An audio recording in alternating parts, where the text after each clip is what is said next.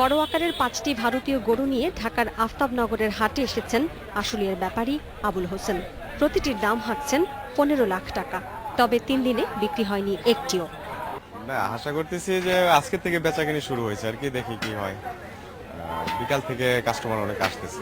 আবুল হোসেনের মতো যারা ভারতীয় গরু এনেছেন তাদের সবার অবস্থা মোটামুটি একই রকম। এখনো পর্যন্ত মাঝারি আকারের দেশি গরুর দিকে বেশি ঝোঁক ক্রেতার, তবে সেগুলোর বিক্রিও পুরোপুরি জমে ওঠেনি।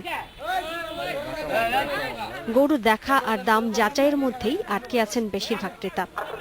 এই দেশি গোনাই বেশি নিচ্ছে, ইন্ডিয়ান গোনা কমই নিচ্ছে।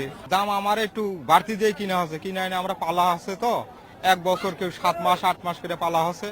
নাটোর থেকে ম্যাচি গরুলে ঢাকা 30টা গরু লেচ্ছি, একটা লিচি 1.5 লাখ টাকা, সব 50,000 টাকা। 50,000 গরুর দাম করছে 35,000 40,000।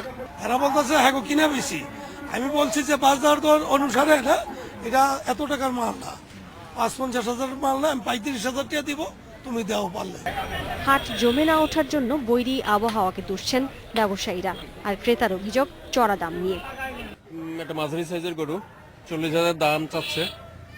এটা আমার ধারণা 25,000 টাকা হলে এটা কেনা যেতে পারে।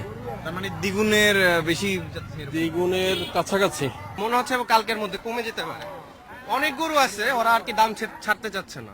আচ্ছা, এত বৃষ্টি হচ্ছে এখনো ছাড়তে যাচ্ছে না? না, ছাড়তে চায় না, প্রচুর গরু আছে।